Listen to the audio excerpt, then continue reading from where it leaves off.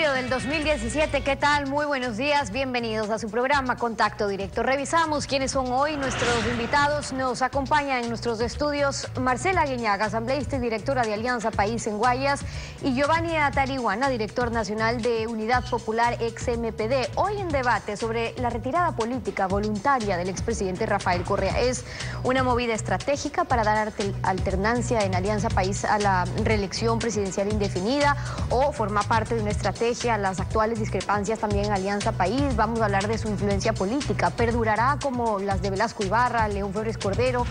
Lo analizamos. También en nuestros estudios hoy Ricardo Plat, el presidente de la Federación Interamericana de la Industria de la Construcción. El efecto Odebrecht sobre la industria de la construcción en las Américas. ¿Cómo marca a la industria 788 millones de dólares en sobornos a funcionarios públicos pagados desde el 2001 por Odebrecht en 10 países de la región?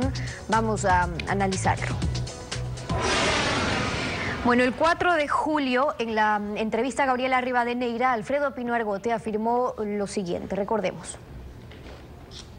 Había mucha ¿Qué corrupción, presidente, pero como dígame qué presidente ha denunciado actos de corrupción? Así que no es así como usted dice. No, Alfredo, discúlpeme. Deme un solo nombre de un presidente o un vicepresidente en la historia de nuestro país que haya denunciado a sus propios funcionarios por actos de corrupción. Febres Cordero, por ejemplo, Javier Neira, cuando fue ministro de Industria. ¿Qué tal, Alfredo? Buen día, ¿cómo te va? Buenos días, Estefi, buenos días con todos. Javier Neira ha solicitado la rectificación, señalando que es absolutamente falso que el presidente León Febres Cordero lo denunció. En consecuencia, debo precisar lo siguiente. Los denunciantes del caso Eco Hospital fueron los diputados Yamil Mahuat, presidente de la Comisión de Fiscalización del Congreso, y Ítalo Ordóñez de la Izquierda Democrática. Y la excitativa fiscal al presidente de la Corte Suprema, Germán Carrión, la emitió Guillermo Morán Morbioni, a pedido del Procurador General Jorge Maldonado Renela, nombrados por el Congreso de terna enviada por el presidente Febres Cordero, al igual que el fiscal general. Y en el párrafo 4 de los antecedentes de dicha excitativa, el fiscal Morán Morbioni señaló: el señor presidente de la República, ingeniero León Febres Cordero, por las irregularidades detectadas, ha dispuesto la iniciación de las acciones administrativas, civiles y penales. La acción penal ha iniciado y progresa en la Intendencia de Pichincha, luego en la Corte Suprema contra el ministro Neira. Esta es la precisión de los hechos, que juzgue la ciudadanía si la participación del gobierno en ese juicio se parece o no a lo que hoy sucede. La actualidad, los protagonistas, el análisis y la información en Contacto Directo.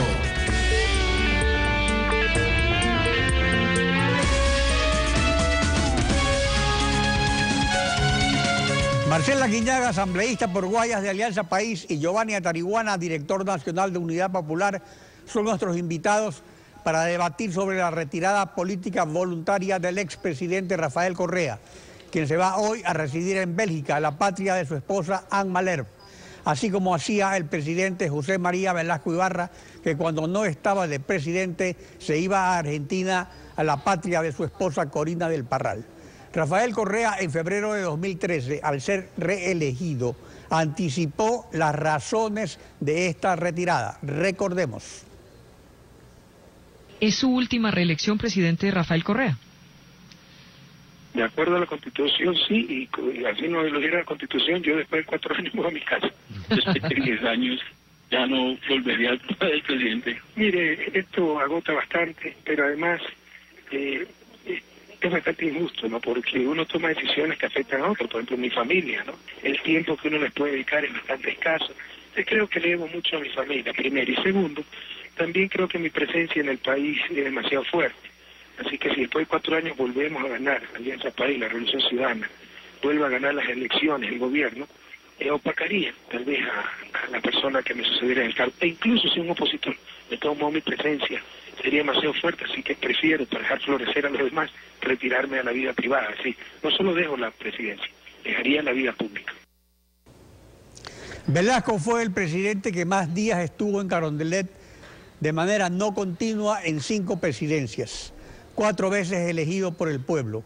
Y Correa el que más días ha estado de manera consecutiva en 3 presidencias elegido por el pueblo. Velasco regresó 4 veces para ejercer la presidencia. Cada invitado tendrá 1 minuto y medio para su respuesta. La primera parte conmigo y la segunda con Steffi. Buenos días, bienvenidos a Contacto Directo. Empezamos con Marcela Aguiñaga y cerramos con Giovanni Ateniguana a esta primera parte. Primer tema. ¿Es la personalidad de Rafael Correa políticamente más fuerte que Alianza País y las instituciones democráticas? ¿Resulta mejor para la República que se retire a Bruselas? Marcela. Buenos días, doctor Pinargote. Un saludo a todos los televidentes y al panelista. Primero decir que Rafael Correa llegó al Ecuador en el 2007 justamente como la lucha de Alianza País, constituida por una cantidad de ciudadanos en contra de hasta ese entonces lo que era la partidocracia. Es importante decir que Rafael Correa en estos 10 años estableció institucionalidad, cambios de transformaciones profundas en el país y hoy ciertamente ya lo ha manifestado. Él sale al país de su esposa, donde él va a estar dedicado a temas académicos. Evidentemente él ha manifestado también públicamente que el hecho de retirarse es porque se le debe este espacio a su familia, que ha sido pues de alguna forma puesto en segundo plano al haberse dedicado 10 años a tiempo completo al pueblo ecuatoriano. Yo creo que más allá de las personalidades, ciertamente Rafael Correa llegó en un momento donde se necesitaba crear institucionalidad en este país con un liderazgo muy fuerte, con cambios estructurales, porque para eso él siempre dijo que fue electo, para gobernar, tomando decisiones difíciles, tocando también sectores a veces, muchas veces complejos. Giovanni, su turno. Aló. Bien, creo que este 10 de julio pasará a la historia como el día que Rafael Correa huyó a Bélgica. Luego de 10 años donde el signo ha sido fracaso económico, afectando a los hogares ecuatorianos, autoritarismo, prepotencia y sobre todo corrupción. Hubiéramos preferido que el presidente Rafael Correa se quede a rendir cuentas. Por eso Unidad Popular presentó ante la Fiscalía General del Estado en días pasados la idea que se vincule al proceso de instrucción en el caso de Odebrecht para que sea investigado y responda Rafael Correa sobre cómo él es responsable de esta década ganada, sí, para los corruptos. Vamos a ver el día de hoy. Inclusive viaja en helicóptero con fondos públicos, va llevando guardias. El más querido tiene que protegerse porque efectivamente no goza del favor ciudadano. Lo ocurrido la semana pasada entre Rafael Correa y Lenín Moreno respecto a ciertas discrepancias, ¿confirmaría que mejor es hacer que lo extrañen de lejos como él anunció antes que romper la unidad de Alianza País quedándose en el país? Marcela. Bueno, primero, si usted me permite, quisiera decirle que el presidente Correa en días pasados comunicó, en virtud del artículo 144 de la Constitución, a la Asamblea Nacional que él se retiraría del país por asuntos de índole personal al país Bélgica. Él no está huyendo, como lamentablemente aquí dice el representante, de la peor historia del sistema educativo de nuestro país, que es el ex MPD, hoy Unidad Popular. Sin embargo, de eso decirle que Rafael Correa el día de hoy no huye, ha comunicado ya a la Asamblea Nacional y no tiene impedimento alguno para salir del país. Adicionalmente, contestando su pregunta rápidamente, yo creo que al interior de Alianza País hay debates muy profundos que en este momento han trascendido a la opinión pública, evidentemente porque los liderazgos son distintos entre Rafael Correa y Lenín Moreno. Lo que ciertamente es que aquellos militantes que venimos propugnando y luchando por este proceso que le ha devuelto la dignidad a los ecuatorianos, ciertamente vamos a velar porque se cumpla el plan de campaña que le propusimos a los ecuatorianos en las últimas elecciones. Eso es indispensable para nosotros y es por eso que algunas diferencias han trascendido en virtud de que hay un acercamiento a aquellas lógicas por las cuales Alianza País no necesariamente nació y que adicionalmente son cuestionadas desde nuestra lógica del ejercicio político como una cogobernanza con la nefasta historia política de nuestro país que representa el Bucaramato. Giovanni Tarihuana, ¿qué es mejor, discrepar desde lejos? Bueno, creo que Rafael Correa representa ya el pasado al cual no queremos volver los ecuatorianos. Este ha sido el gobierno del reparto, el reparto de las coimas, de los sobreprecios.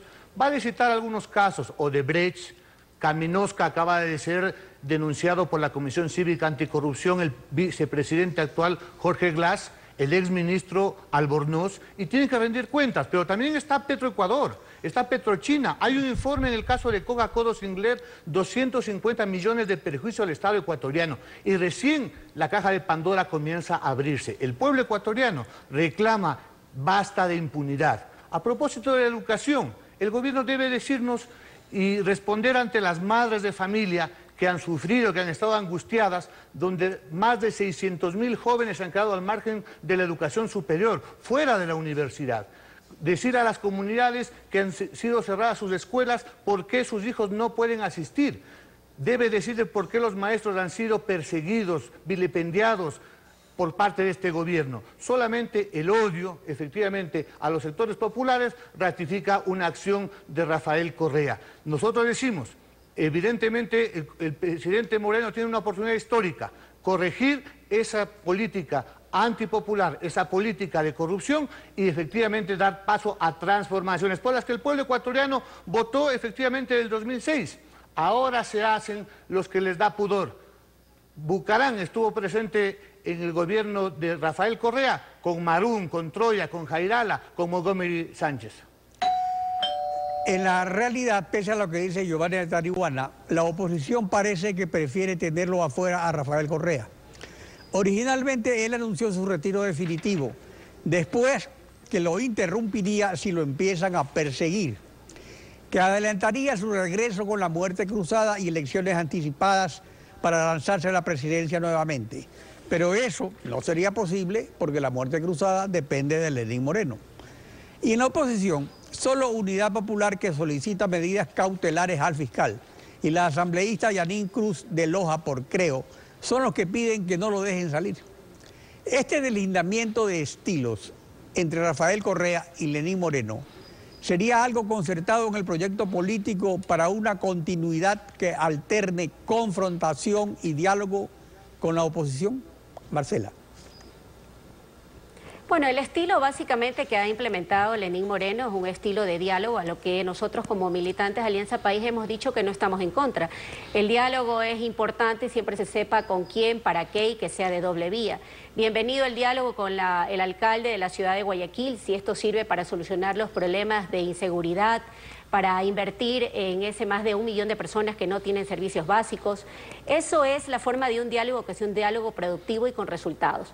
Sin embargo, de eso ciertamente la oposición está realmente enfocada qué hace Rafael Correa o no. Rafael Correa ejerció el mandato por el tiempo que fue electo, ya en este momento él parte a dedicarse a otras funciones y no podemos dejar de decir que evidentemente Rafael Correa tiene un liderazgo enorme, que evidentemente a personas que tenían ciertos privilegios, como la ex UNE, el ex MPD, que tenía en sus garras la educación del Ecuador, y que lamentablemente, como ustedes saben, fueron los profesores representados por ellos que en el año 2009 se opusieron a ser evaluados. Qué cosa más vergonzosa y mediocre en nuestro país que estos sean los que nos quieren dar clase de moral. El señor Tarihuana representa justamente la peor nefasta y el retraso de la educación de nuestro país.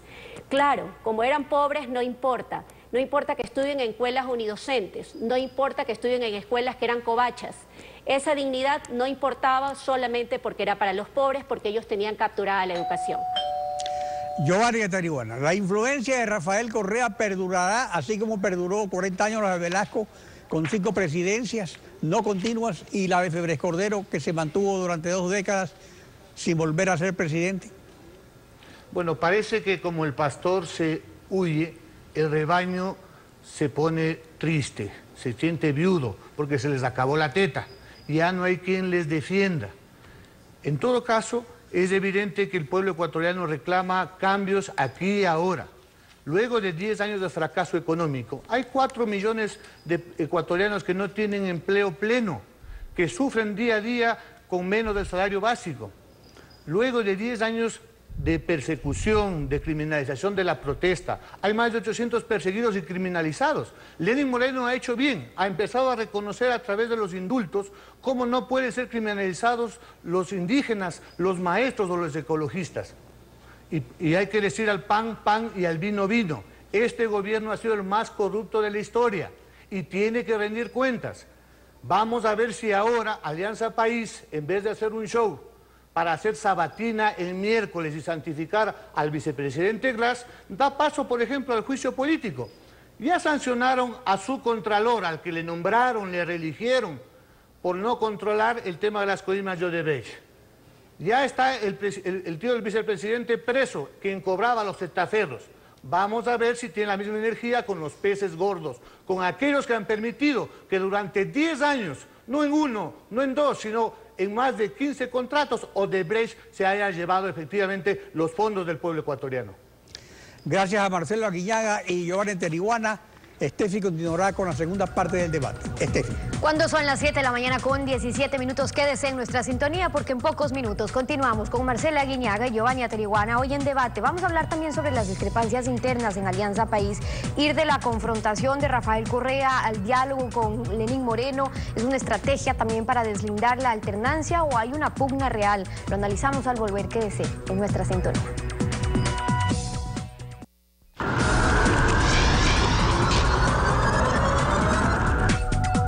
Continuamos en debate, bienvenidos de nuevo y ahora empezamos con Giovanni Tarihuana, cerramos con Marcela Aguiñaga. La semana pasada vimos los comentarios, quejas quizás al interior de Alianza País con el nuevo gobierno. Incluso el exsecretario de Comunicación, Fernando Alvarado, le decía al presidente Moreno que están sufriendo millones en la Revolución Ciudadana, que hay una falta de coherencia que está causando desorientación aguda. Giovanni Tarihuana, ¿usted cree que ese descontento, esas críticas son reales o buscan similar un distanciamiento entre Lenín Moreno, el nuevo gobierno y quienes apoyan a Rafael Correa? Su turno. Bueno, creo que el presidente Lenín Moreno debe tomar en consideración que la mayoría de los ecuatorianos no votaron por su candidatura. E incluso entre quienes votaron por esa candidatura se reclama cambios, cambios urgentes y de fondo, no solamente de estilo. Es una muy buena iniciativa el tema del diálogo como un ejercicio democrático para quienes tenemos propuestas, podamos debatir y participar, como dice la Constitución, en la definición y en la toma de decisiones de las políticas públicas. Unidad Popular ha presentado más de 20 medidas económicas, sociales, para avanzar en el proceso de democratización. ¿En qué medida Lenín Moreno es coherente no tanto con Alianza País, sino con ese anhelo del pueblo ecuatoriano, de dar respuestas en el tema de la producción, del empleo, de preservar los derechos de los trabajadores? ¿Cómo desmonta ese Estado autoritario, antidemocrático, de prepotencia, de confrontación con los de abajo? Porque aquí no hay ni un solo banquero preso, no hay ningún solo evasor de impuestos que ha sido perseguido. En cambio han sido perseguidos los indígenas, los campesinos, los trabajadores, los maestros, los periodistas, los ecologistas. A buena hora que Lenín Moreno ha planteado el tema de un diálogo que debe tener resultados que implican, por supuesto, mantener la movilización social para que con participación nada se nos dará sin la movilización del pueblo. Marcela Aguiñaga, usted ha sido una de las asambleístas que ha criticado también las decisiones de Lenín Moreno y disentir es necesario y saludable en democracia, solo que ahora parecería pues que lo hacen público, antes no. ¿Esa es una estrategia o es una advertencia real al presidente de un descontento, incluso de lo que podría ser el principio del fin de la Revolución Ciudadana sin Rafael Correa, si no se toman los correctivos que ustedes consideran? Bueno, yo creo que bajo ninguna manera es una advertencia, básicamente es un pedido de rectificación al gobierno del presidente Lenín Moreno, básicamente porque nosotros, insisto, Alianza País nació justamente contra esa lucha del reparto, del tongo, del compadrazgo, que representaba hasta entonces el Ecuador del 2006. Creo que es importante decirlo que ese fue el resultado del nacimiento de Alianza País como una organización política y que ha ganado 14 veces las elecciones. Hoy algunos que no ganan nada, que no representan nada, como el señor Atariguana lo dice, quisiera saber cuál fue su resultado electoral en las últimas elecciones, donde no fue apoyado por el pueblo ecuatoriano, justamente porque la ciudadanía no olvida lo que ellos representan. Ellos representan la más caduca historia del proceso de la educación de nuestro país. Ahora mismo seguramente pedirán que se les restituya la UNE que ilegalmente descontaba de los salarios de los profesores para su autofinanciamiento. Es importante decir que esas son las cosas al país de que no queremos volver. El discrepar internamente siempre existió en Alianza País, cabe que se indique. Lamentablemente hoy esos canales de comunicación que teníamos para que estas discrepancias no trasciendan a las escenas y esferas públicas, lamentablemente no las tenemos en vigencia y es lo que le hemos solicitado al presidente Moreno, que inmediatamente se ponga en ejecución esos mecanismos que teníamos de diálogo interno. Y eso explicaría por qué lo han hecho público y también en los últimos días entonces. Ahora, nos hemos referido al presidente de Velasco Ibarra, se autoexilió 5 veces, regresó a la presidencia, pero ya la última solo fue para meditar, falleció después, pero allí no había la reelección consecutiva. Hay otros casos y podemos analizar, está el caso de Abdalá Bucaram, un exilio que duró 20 años. Él estuvo menos de 6 meses en la presidencia, pero 20 años tuvo una orden de prisión preventiva. Y le pregunto a Giovanni Atariguana primero, ¿es esa una carta bajo la manga a la que apunta la oposición con lo que pueda ocurrir en los casos que se están denunciando de corrupción o en el mismo caso Odebrecht, por ejemplo? Es evidente que se armó durante estos 10 años un esquema para que esté la impunidad. Se cambiaron leyes, se nombraron contralores, amigos en la Fiscalía, se hicieron de la vista gorda, no en uno, sino reitero, en muchísimos contratos. Odebrecht, Caminosca, Petrochina, Petroecuador, hay que ver qué pasa con el IES.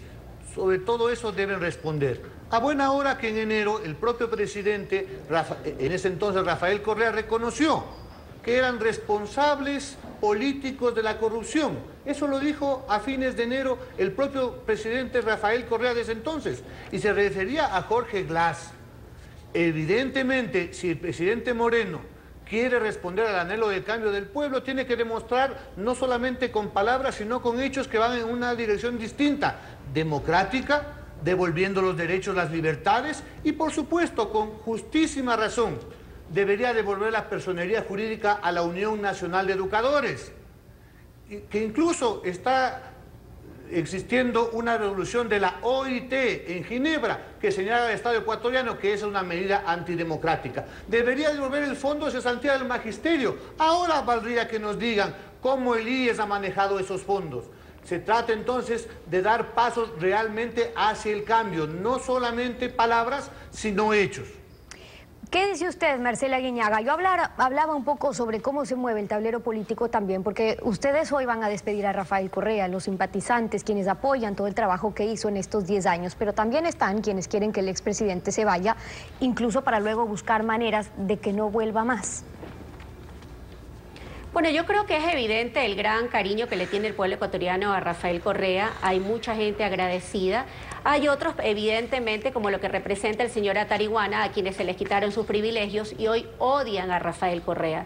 Por eso dime quién te quiere y quién te odia, sabrás qué bien le estás haciendo no para el país. Así que es importante mencionar que hoy Rafael Correa se va, toma un nuevo espacio, un nuevo lugar a través de los temas académicos a los que se va a dedicar, y Alianza País tiene que seguir cumpliendo aquellas cosas que comprometió y que fue su compromiso de campaña en la última elección. Es importante que el señor Lenín Moreno y el presidente del Ecuador recuerde cuál fue nuestras luchas programáticas, aquellas cosas a las que no podemos regresar. No podemos regresar a la UNE, que era parte del tongo, de la venda de los cupos en las escuelas, de las escuelas unidocentes, porque eso es lo que representaba la UNE. Yo creo que no hay que regresar. Evidentemente se puede mejorar siempre, y para eso creo que son interesantes las mesas de diálogo, insisto, que se sepa con qué y para qué, pero sin una ruta clara, dialogar con todos, tratar de caerle bien a todos, me parece que va a ser la clave del desastre. Yo sí insisto, creo que el gobierno del presidente Moreno tiene que seguir aquella ruta que se ha marcado en el ámbito de los derechos y, por supuesto, avanzar en ese camino. Y ahí tienen ustedes distintas posiciones, puntos de vista, hoy con Giovanni Atariguana, Marcela Aguiñaga acompañándonos y a quienes agradecemos por aceptar este debate aquí en Contacto Directo. Gracias por haber estado con nosotros. Muchas gracias, buen día. Son las 7:30, tenemos que irnos a una pausa. Al regresar, ya está en nuestros estudios Ricardo Plat, el expresidente de la Federación Interamericana de la Industria de la Construcción. Vamos a hablar sobre el efecto Odebrecht. La corrupción en la contratación pública viene desde la empresa privada, pero ¿por qué no hay corrupción o qué pasa en la contratación entre privados? Lo vamos a examinar, ya volvemos. Quédese usted en nuestra sintonía.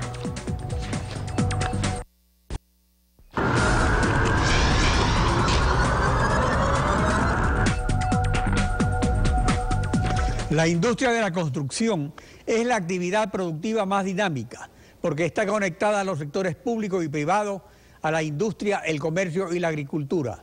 El caso Odebrecht la ha sacudido revelando con pruebas una red de corrupción en 10 países de América Latina y 2 de África, que pagó 788 millones de dólares en sobornos a funcionarios públicos desde 2001 para obtener sobreprecios en alrededor de 100 proyectos de construcción de infraestructura pública.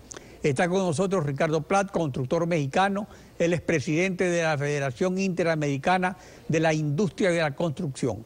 Conversaremos sobre la importancia de la industria y el efecto Odebrecht. Buenos días, bienvenido a Contacto Directo. Buenos días a su auditorio, buenos días a ustedes. Muchas gracias por recibirnos en esta su casa. Gracias. Odebrecht fue nombrada en 2010 por una famosa escuela suiza de administración de negocios como la compañía familiar mejor administrada del mundo. 10 de 19 países miembros de la Federación Interamericana que usted preside están en la lista de sobornos comprobados. ¿Qué lecciones deja el caso Odebrecht? Pues creo que hay un sistema, diría yo, de corrupción claramente establecido por parte de una empresa que ha abusado, yo lo diría así, de los recursos públicos que han sido aportados por los pueblos de cada uno de estos países, y creemos que está muy claro que no se puede continuar con el mismo sistema de contratación pública, con las mismas características, porque de ser así, pues van a continuar este tipo de situaciones que definitivamente no son aceptables ni para los constructores ni para las sociedades. Creo que la lección más importante es que tiene que terminar esta forma de operar, que la impunidad nos ha llevado a unos extremos pues, que realmente son extraordinarios, y nunca se había observado una red, porque es una red de corrupción tan importante como esta, y nosotros lo vemos como un aviso de último momento, ya de última hora. Ya no se puede continuar en esta dirección y se tiene que tomar medidas en los distintos países de distintas formas, pero no se puede permanecer sin dar una respuesta a una situación de esta naturaleza, ¿no? Sobre el caso Odebrecht, varios de los gobiernos involucrados, entre ellos el del Ecuador, esgrimen el argumento de que la corrupción viene del sector privado, pero en los contratos entre privados son escasas las denuncias de corrupción. ¿Cuál es la situación de la construcción en el sector privado y su diferencia con el sector estatal?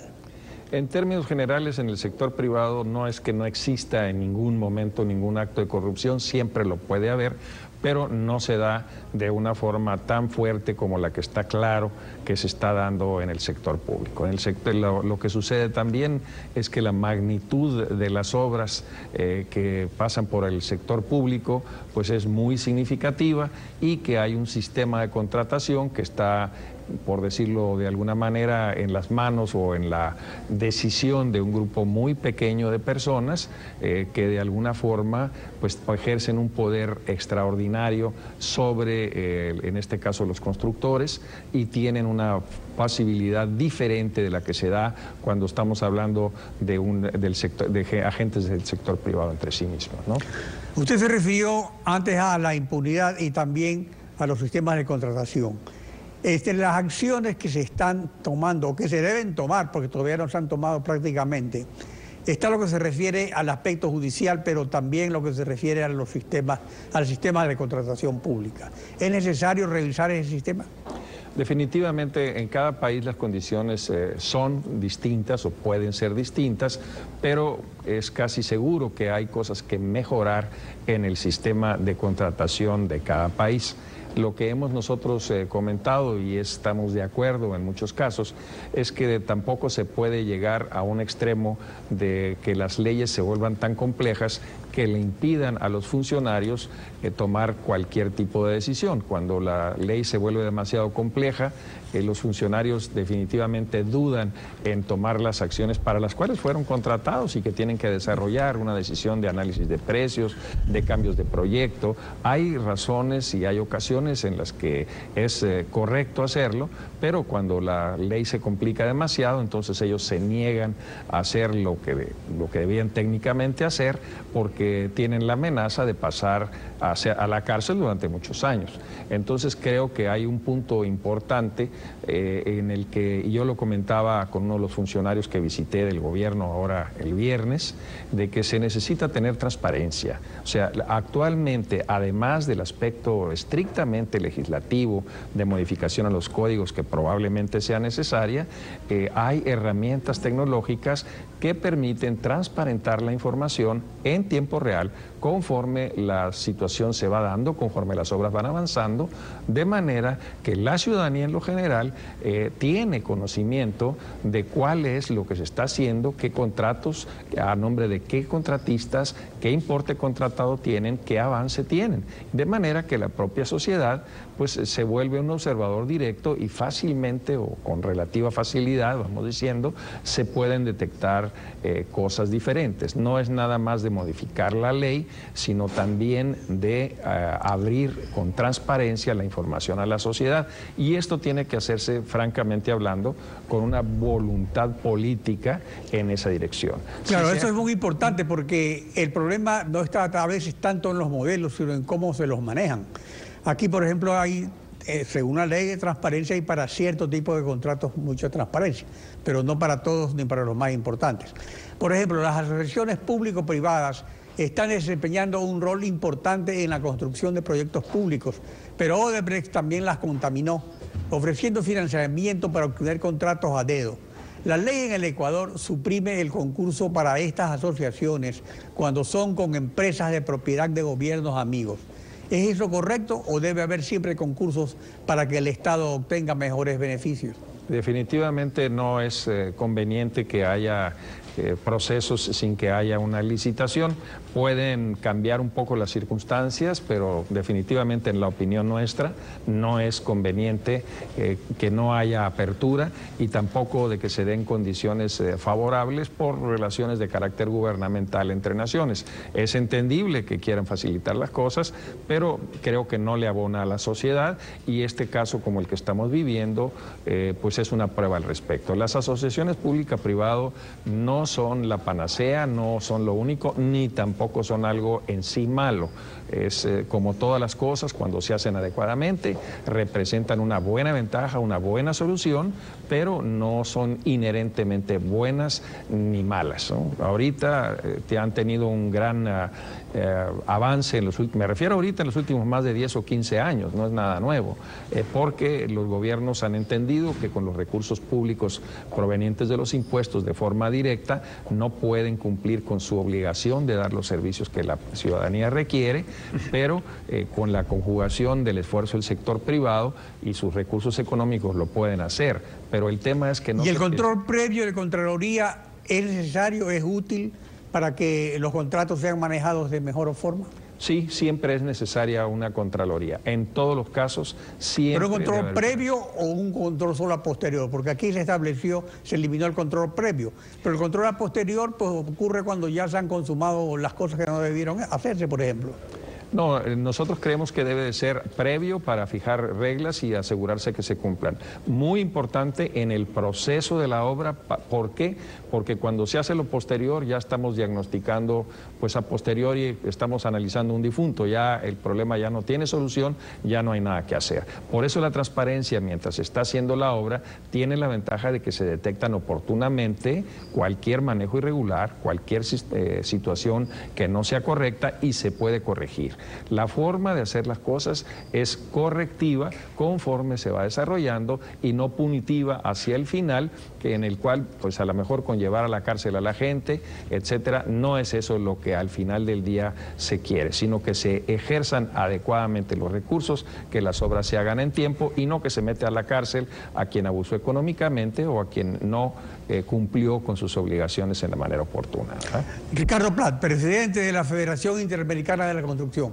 Gracias por acompañarnos hoy en Contacto Directo. Gracias a ustedes, buen día. Estefi. Concluimos así esta emisión y como siempre lo hacemos, agradeciéndoles a ustedes por su confianza y sintonía, y Alfredo, nos volvemos a encontrar mañana. Mañana continuamos rayando la desinformación y Contacto Directo. Buenos días.